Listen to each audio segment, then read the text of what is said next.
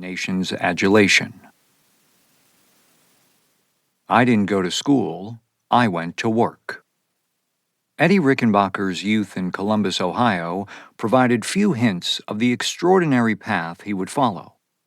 In 1879, his father, William Rickenbacker, the last name contained the letter H until Eddie changed it later in life, joined tens of thousands of Europeans who sought a better life across the Atlantic than that offered by the hard-scrabble existence prevalent in their native countries. William said goodbye to family and friends in the small village of Zeglingen, Switzerland, nestled in the foothills of the Jura Mountains, determined to join his uncle in Columbus and begin work as a railroad laborer. 2 years later, Elizabeth Basler crossed the ocean from Switzerland to settle in the same city, where her 2 brothers resided. The confident, assertive woman, called Lizzie by everyone in Columbus, adapted quickly to her new surroundings, and 4 years after her arrival, she married William. Life with William, who waged a constant battle with financial problems, was never easy. The birth of their third of 8 children, Edward Vernon Rickenbacker, on October 8, 1890, added to William's burdens. Hampered by his inability to provide for the family, the father vented his rage by whipping the children for the slightest misdeeds. Eddie inherited his mother's grit, and before he was 5 years old, he was scouring the city streets for walnuts, rags, or pieces of coal that dropped from railroad cars as they rumbled by. He awoke before sunrise to walk 2 miles to collect the newspapers he would hawk for the Columbus Dispatch and to milk goats to sell to neighbors. Eddie could be counted on to help despite frequent mishaps, beginning with his being struck by a horse-drawn streetcar at the age of 4.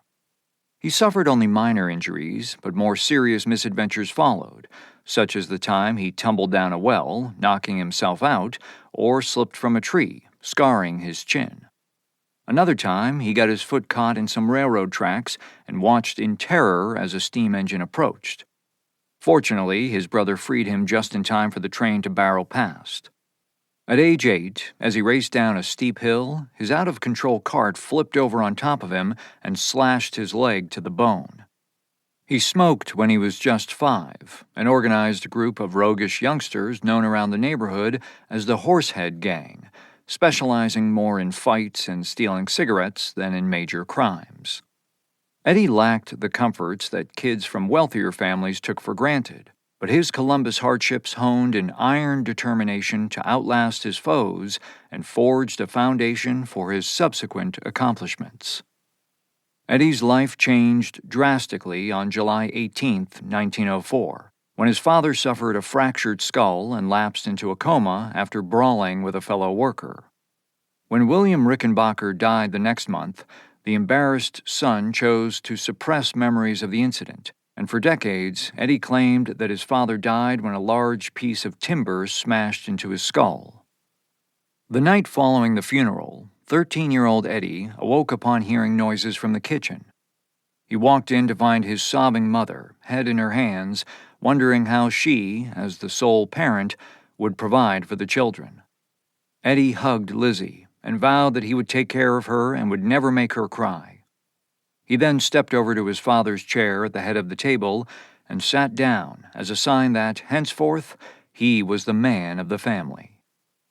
The next morning, instead of walking to school, the 7th grade student abandoned his education and traipsed out to find a job. Within hours, he started the first of his 6 nights a week, 12-hour shifts, earning $3.50 each week for his labors at the Federal Glass Company, even though he had to walk 4 miles to and from work. Eddie later claimed that the moment he handed his mother his first paycheck was the proudest day of his life. He added, "I changed from a boy to a man," and said that, "I didn't have to be told what we were up against. The day after my father's funeral, I didn't go to school, I went to work."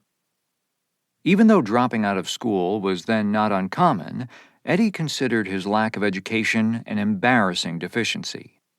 Fearing that people might try to take advantage of him, he masked his shortcomings by charging straight into matters before anyone had time to discover that he could not read or write as well as they could. Get out in front and drive like